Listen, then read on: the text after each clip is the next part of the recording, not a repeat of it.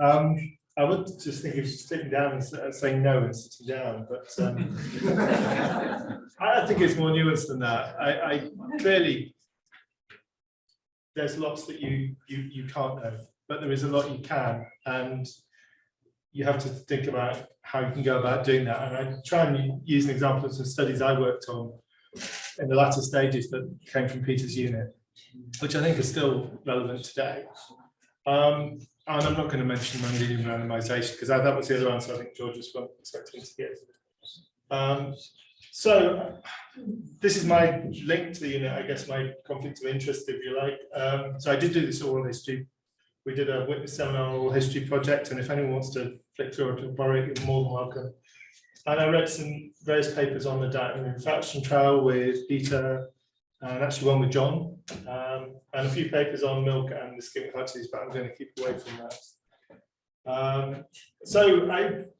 Before I came to Bristol, I worked on vitamin C on the EPIC study, looking at a series of associations with cardiovascular risk, and the trials by then were underway. It was all antioxidants for the cure for everything.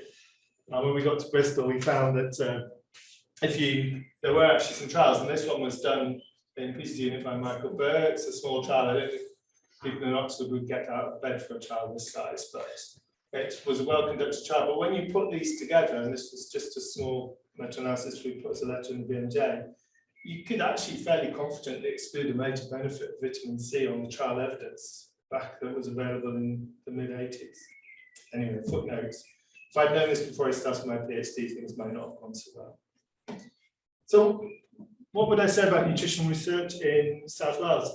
I think they tackled an impressive range of issues. I'm just going to stick with one. But important issues, I think they did large-scale and difficult-to-do studies, and I'll describe some now, but I'm not going to go into all the iron deficiency work that Peter did, culminating, I think, in the exploding chapatis that you talked about. I'll talk to people about that later. But I think one of the things they did was they conducted research well, but also document it well, so that you could go back to these well-conducted studies and follow them up, which is exactly what we did and others did too. There was a real attempt to replicate what they did, to not believe that necessarily what they found was the case, to extend it. And I think, as I'll try and show, findings are still relevant today. So I'm going to pick up on two trials which were led by Michael Burr. This is the cookbook they produced as part of these fish oil trials. I've got a copy with me. I was looking on the train on the way up. I would have struggled to comply with this trial if with the cookbook. I think the low point was Herring's Florentine, but it's just nothing. Yeah. Anyway, these were two large trials which are attempting to answer the question about whether fatty fish conferred a survival benefit in people with cardiovascular disease. So the first of these was called the Dietary Infarction Trial, DART, and it was run between 83 and 87. It was men who'd had a recent heart attack across South Wales and Southwest England. So 2,000 people, which probably even then was a little on the small side for a cardiovascular trial. You wouldn't be able to do it for mortality, given the effective interventions we now have. It was a factorial design, and we can talk about the fat and the fiber if people want, but I'm going to concentrate on fish advice. It was basically to eat more fatty fish. If you couldn't stomach that, and given the cookbook, 14% of people struggled and were given fish oil capsules. And what happens when you do that is you basically have a meat-fish substitution. So the main change to the diet was that you give up on the meat and you eat some fish. So it doesn't shake the whole diet. The fat intervention did all sorts of things. For example, it increased fruit and vegetable consumption. And they reported their findings at 2 years, and they were very impressive. They were in the Lancet, suggesting an effect size similar to that with aspirin, around a 30% reduction in mortality. And they wrote to the participants and said, start eating the fish. And we went back, and this is just after I'd arrived at Bristol. So this was at the tail end of this, and I'm really just tagging on to what were really impressive studies. And we went back, they were already flagged, I think, linked to the Philly study. So we dug out the flagging, continued that. And we wanted to also look at compliance to see what had happened to what the men were eating. So we went back. By the time there were about half of them had died and about 70% from cardiovascular disease. And this is the compliance data. So at 2 years, you've got a roughly 4-fold difference in fish consumption. So there's a big difference between the two groups at 2 years. But by the time we go back some 10 years later, it's around a 50% increase. So this is work that I did with Peter and with Janie to get as much data as we could back from people. So I'm not quite sure what's being shown in that slide. Oh, I'm sorry. So this is this is grams of fish per day at 2 years. So that's the intervention group, 35 grams per day. Sorry. Yeah, I didn't explain it well. And then it's 21 versus 30. So good compliance at 2 years while the trial was ongoing, but the men at some point stopped eating the fish, or many of them did. And this is the mortality follow-up. So 0 to 2 years is the initial report in the Lancet, so there's 30% reduction in mortality. But in the next 3 years, the mortality was actually increased, almost exactly comparable to what you'd seen in the first 2 years in reduction, and then pretty steady going forward, so that by the end of the follow-up period, there was really little difference, except we have wide-ish confidence intervals, but it's not the big benefit that we're seeing. So the effect disappeared, or seemed to disappear. And then the second trial that Mike and the team based in Peter's unit had set up was the diet and angina randomized controlled trial, so the DART2 trial. This was 3,000 men with angina, under 70, this was from GP practices across South Wales. Again, a factorial design. It starts off as soluble fibre, but ended up being fruit and vegetables in the other arm. Fish advice with a sub-randomisation this time to fish oil, but essentially pretty much the same design, but in a different group. It was less well supported. I think the unit was, in a sense, being run down. MRC were less excited about this. So Mike always felt that this was less successful in terms of achieving things. There was also a stress reduction arm that John may have been part of, but it included, the idea was to try a stress reduction intervention, but it also included some measures on stress, and which included measures of mood, which we analysed. I'll say a little about that just at the end. So again, we went back. So this is the units are slightly different. The units at 6 months in the DART2 trial, they're using one of the omega-3 acids, eicosapentaenoic acid, but a 4-fold difference in intake between fish advice. And then by the time we went back and did this follow-up, again, it was a modest increase. So it had an effect when the trial was ongoing, but people didn't continue it long term. And this was more disappointing. So all deaths actually were increased. So a 15% increase in hazard, wide confidence interval.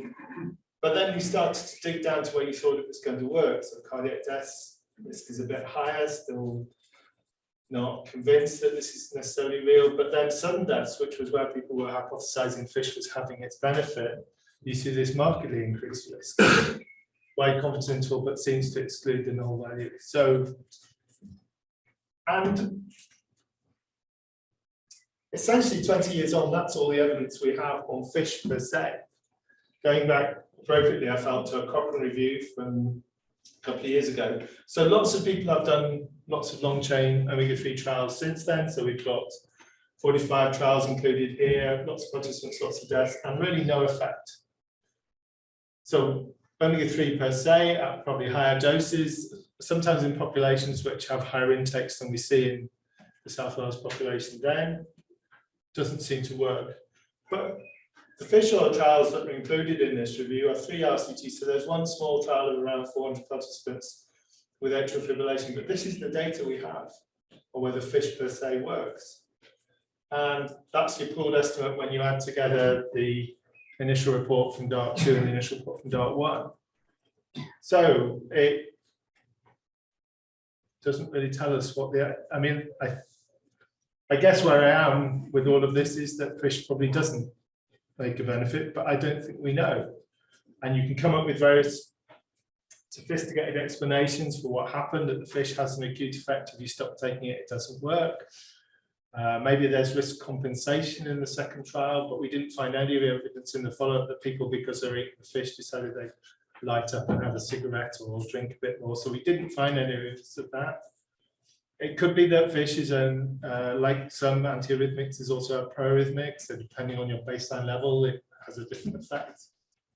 But I don't think we know, and I'm not sure that we actually could do the trials now because they would have to be so large. But this is work from 20 years ago, which is the best data we have. It probably doesn't make you think you absolutely should eat fish. It don't think it shows any harm. So yeah, I think in this was an important issue. But I'd still like to know the answer. I don't know that I can get it now. These were large-scale important studies. I think they were really well done, attempt to replication, and I think the findings, as I've shown, I think are still relevant. And as a footnote, and this is in the second trial, I mentioned that there was a stress arm and there was the Derogatis questionnaire. We used the data from that to look at whether fish makes you happier. Because there's a story that if you eat the oily fish or you take the fish oil capsules, you'll be happier.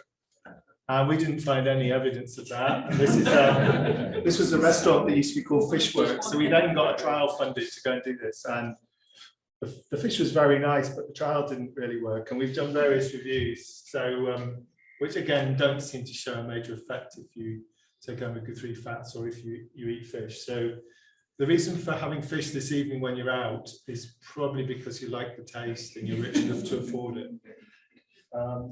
So I know this was not with Mike's work in large part, but it was within the unit that Peter led and fostered, and it was the work that we did together. And I think it's a tribute to the range of the things that they did. And yeah, it was, thank you.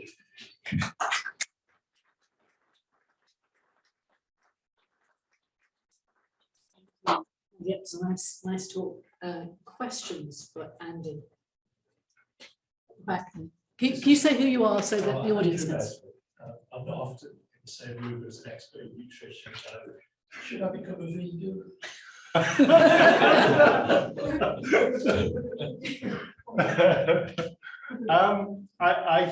think the evidence is that plant-based diets are better whether you have to go the whole way and become a vegan.